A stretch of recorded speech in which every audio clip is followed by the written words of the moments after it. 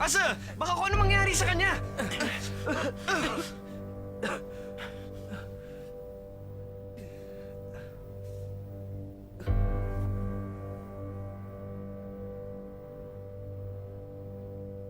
Umalis kayo sa bahay ko ngayon din.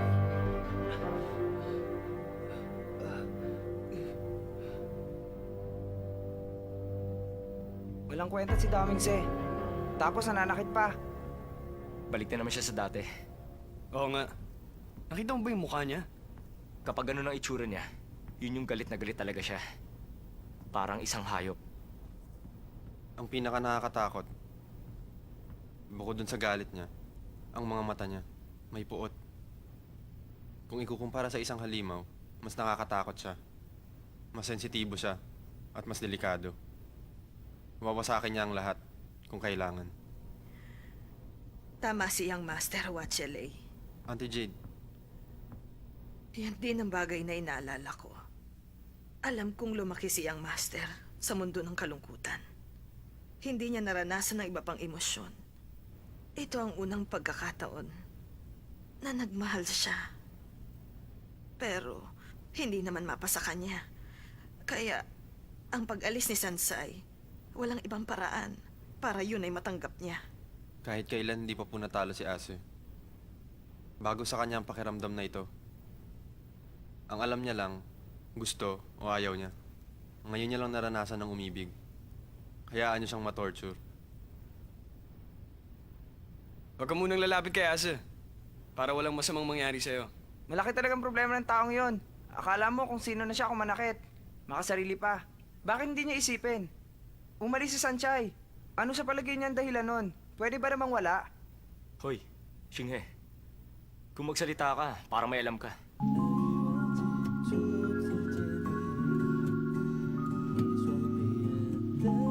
Ewan ko ba? Basta ang alam ko, si Sansay ang taong hindi makasarili.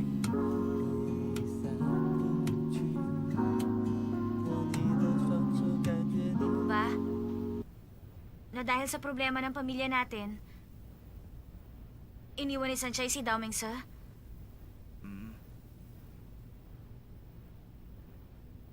Bakit niya ba ginagawa yun? Lagi na lamang niyang inaako ang problema ng iba. Tapos hindi niya sasabihin.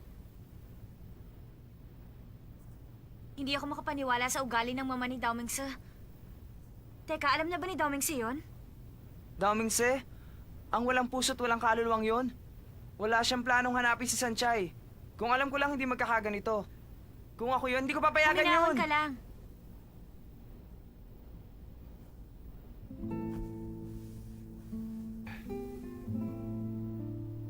Nasaan kaya siya?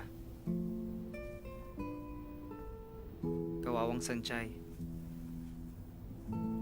Baka nag-iisa na siya at nalulungkot.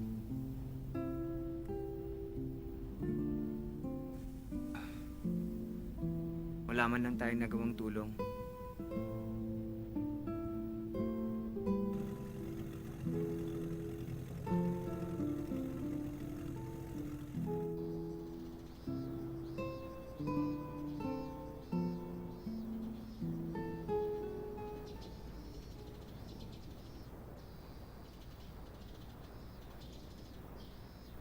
Ah, ikaw pala si Sanchay.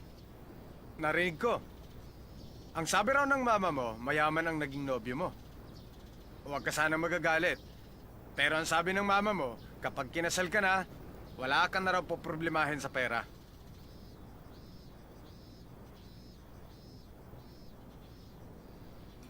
Ma... Sanchay! Sanchay!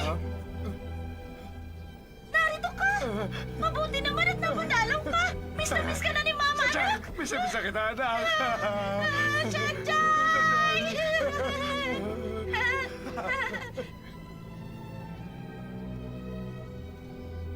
Saan po dito? Diyan, anak. Wala kasi kaming malipatan ng papa mo, kaya umupo na lang kami na isang maliit na kwarto. Mrs. Landlady! Ano yun? Kumusta? Siya nga pala yung anak ko! Anak mo siya. Sige, magandang araw na lang. Sige, halika na. Pasok, anak. Sanchay, bakit biglang-bigla naman yata ang pagdalaw mo sa amin? Wala ka ba pasok sa eskwelahan? Alam mo, sinurpresa mo kami ng iyong papa. Oo nga. May school celebration po kaya walang pasok? Ah, ganun ba, anak? Sanchay, nung naninirahan ka ba mag-isa sa bahay, ayos ka naman ba? Miss na talaga kita, anak, kahit itanong mo pa sa papa mo. Lagi na lang ikaw ang iniisip ko. Kung inaalagaan mo bang sarili mo, kung pumapasok ka ba sa eskwela. Maayos po ang aking lagay. Pa, ma, pwede bang dubito muna ako habang bakasyon pa? Bakit naman hindi? Oo naman. Dito ka muna tumira sa amin habang wala ka pang pasok. Okay lang, anak. Dito ka lang, wala ka ibang alalahanin, ha? Sino Sandali yan? lang. Ha? Paumanin at pasensya na sa abala. Naisip ko, total narito rin lang ang anak mo, bayaran mo na ang bill ng mga hindi mo pa nabayaran. Ito ang bill sa tubig, kuryente, renta at gas. Nakalista ng lahat, pakitingnan mo na lang. Ah, sige, maraming salamat. Ah! $80,000! Ayuwe, huwag ka na mag-alala, wala nang interes yan. Hindi ba ang sabi mo sa akin dati, mayaman ang nobyo ng anak mo? Pabayaran mo na muna sa kanya, para wala ka ng utang. Pag-usapan niyo muna ang tatlo yan. Siya, sige na, puntahan mo na lang ako. Alis na ako, ha? Sige. Sige, huwag kayo mag-alala. Gagawa ko ito ng paraan. Sanchay, ang akala kasi ng mga ibang tao, mahilig kami umasa ng papa mo sa mga bagay na libre. Ay, oo nga. Nalaman kong hindi pala kaya ng papa mo ang pangingisda. Bukod sa nahihilo, lagi pang nagsusuka pag nasa dagat na. Tama. Kinakailangan pa siyang bantayan ng iba. Ah, wala man lang siya kinikita kahit 1 sentimo. Ay, oo na. Pero wag niyo na maipagkalat sa ibang tao na meron ako mapapangasawang anak mayaman. Anak, pasensya ka na. Alam mo kasi hindi ko lang matagalan ang pangmamaliit nila sa amin. Kaya nabigla ako. At nasabi ko sa kanila ang ganun. Pero magkakatotoo naman yun, di ba? Kapag nakasal na kayo ni Dao Mingse, magiging mayaman na tayo. Tignan ko lang kung maliitin pa tayo, di ba? Ha? Pero nakikiusap ako na wag niyo na ipagkalat yun. Diamond! Totoo ba ito, anak? Totoo nga! Pwede nating ibenta yun para mabayaran ng mga utang! Hindi po, hindi pwede. Kailangan ko pang ibalik ito. Oh, siguro galing yan kay Master Daming Sano. Kung talagang ang galing sa kanya yan, magandang balita! Sa wakas! Ibig sabihin, mahal siya ni Dao Mingse at siya ang mahalagang babae sa buhay niya. Sinasabi ko na nga ba, mula nung araw na ipinanganak ko si Sanchay, may taglay na kagandahan ng anak kong manang-mana sa akin. Tama, honey. Sa tingin ko, gusto-gusto talaga siya ni Master Daming Sir. Ang saya-saya nating dalawa, hindi ba? Oo naman, honey. Ay, naku, magiging mayaman na tayo. Mayaman na tayo, sa wakas. Mahal siya ni Master Daming Sir. Naman. Ano? Nakita mo na si Sanchay? Hindi pa, hinahanap ko pa rin siya hanggang ngayon. Hindi pa rin siya tumatawag kay Xiaoyu. Nag-aalala na ako. Okay lang si Sanchay. Para sa akin, isa siyang damo na may survival instinct. Para sa akin, isa siyang prinsesa. At ikaw ang palaka sa buhay niya? At ano, si Dao Mingse ang prinsipe, dapat protektahan niya ang prinsesa. Pero hindi niya ginawa. O ano? Nag-aalala rin kami. Bumalik na naman kasi ang dati niyang masamang ugali sa ibang tao. Ayaw niyang hanapin si Sanchay para maayos na ang lahat. Laging galit ang mukha niya. At ang pinakamasama, sa ugali niyang yun at sa mga nangyayari ngayon, pag pinuntahan natin siya, baka kung ano pa ang mangyari. Pumasok ba siya ngayon? Hindi ko alam. Hanapin natin. Okay lang ba talaga? Oo naman, hindi mainit ang ulo ni Daming Sir nito mga nakarang araw. Kung hindi mo susubukan, paano mo malalaman gusto ka niya? Pero kinakabahan ako, hindi ba silang dalawa ni Shansai dati? Ano ka ba naman? Nag-drop out na si Shansai dito sa school natin. At mas cute ka naman sa kanya, totoo yun. Sige na, hindi ko alam kung magugustuhan niya. Magugustuhan niya yan. Parating na si Dao Mingse. Ibigay mo na, dali. Lalapitan ko na. Galingan mo!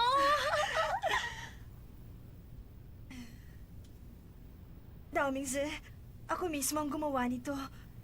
Ginawa ko para sa'yo. Para sa tea time. Pwede mong kainin yan.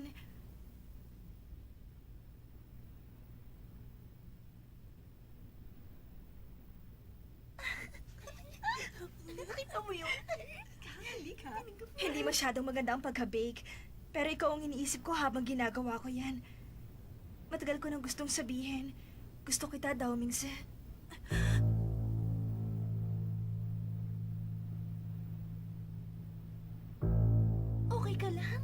Huwag ka nang umiyak. Ako. Halika na.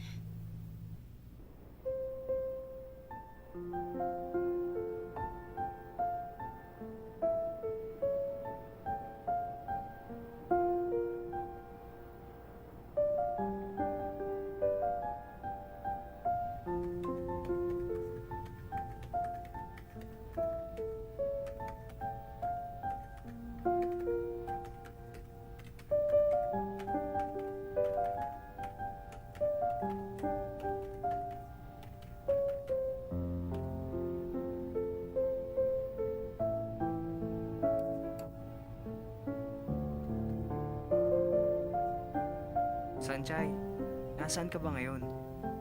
Sana matanggap ng cellphone mo mga message ko sa'yo.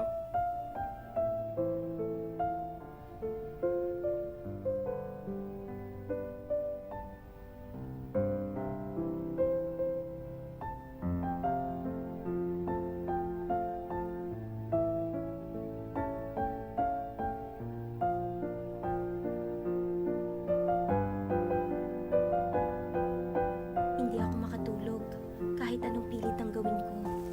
Ipikit ko lang ang mga mata ko. Naaalala ko na ang lugar na yun. Umuulan at nakatayo lang doon si Tao Minsa.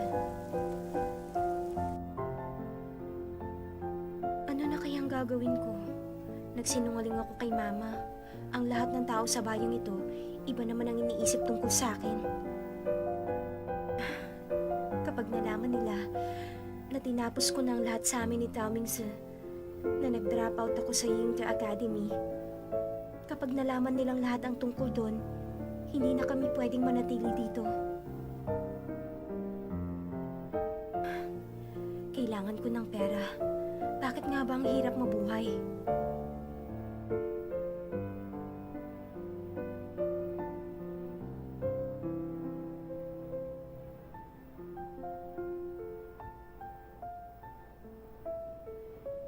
Gusto mo ng 500 million? $1 billion kaya? Sabihin mo, magkano bang gusto mo? Dapat tinanggap ko na lang ang pera niya. Kunwari, baliwala. Hindi. Hindi ko tatanggapin ng pera ng mangkukulam. Mamamatay muna ako bago ko gawin yon.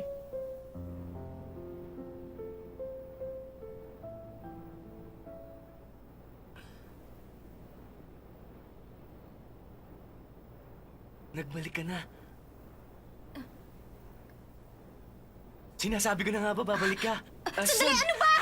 Nagkakamali ka! Teka! Ano ba? Bakit ba? Bitiwan mo ako! Bakit mo ako iniwan? Bitiwan mo ako! Bigyan mo ako ng pagkakataon. Magsimula tayong ulit. Ha? Bigyan ng pagkakataon, magsimula ulit, hindi kita kilala!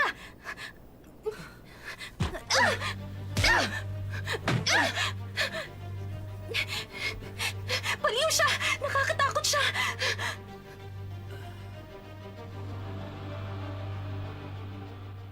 难以忘记初次见你，一双迷人的。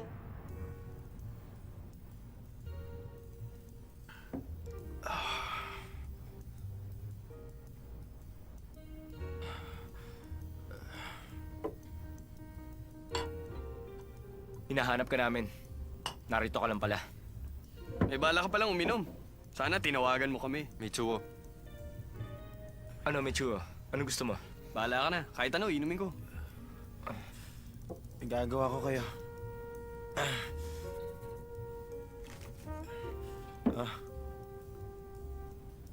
Ano ibig sabihin nito? Akala ko ba inumin mo kahit ano? Ase, lasing ka na. Hindi ako lasing. Gising ako. Kasi, nag-aalala kami sa'yo. Kaya gusto ko naming makausap. Ano ba nangyayari sa'yo? Tama na yan, si Men. Hindi tayo iinom. Magbayad ka na. Ase, umuwi na tayo. Wala kayong pakialam! Tigilan niyo nga ako!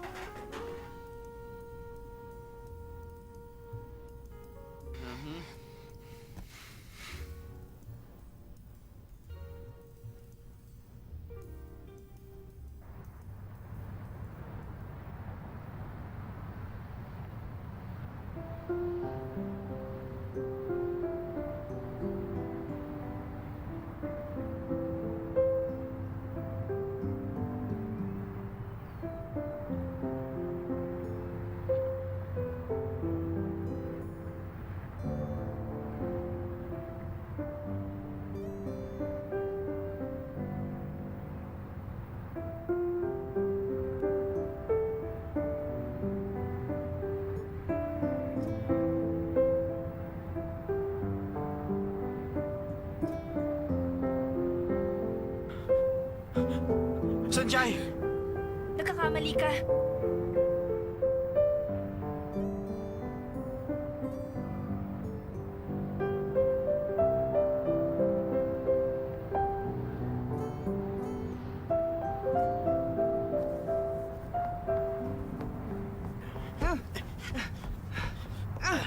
Sige ba, Andan? Ano ka ba? Ano bang ginagawa mo rito, Payatot? Bakit ako ang tinatanong mo? Lasing ka. Delikado ang ginagawa mo kanina. Hindi. Bakit nag-iisa ka? Nasaan ang F3? Hindi ko alam. Tumigil ka nga sa kalakad. Hindi ko nga alam. Ang labo mo kausap. Wala ka namang alam. Wala ka talagang kaalam-alam. Nasa sa Sanchay. Alam ba nag-drop out na siya? Alam ba nawawala siya? Anong ginagawa mo? Wala ka man lang pakialam sa kanya. Bakit hindi mo siya hanapin? 100 beses mo nang tinatanong ang tungkol dyan.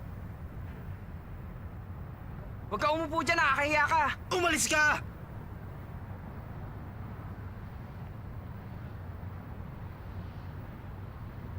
Bakit? Gusto ko rin malaman kung bakit. Sino makakapagsabi sa akin?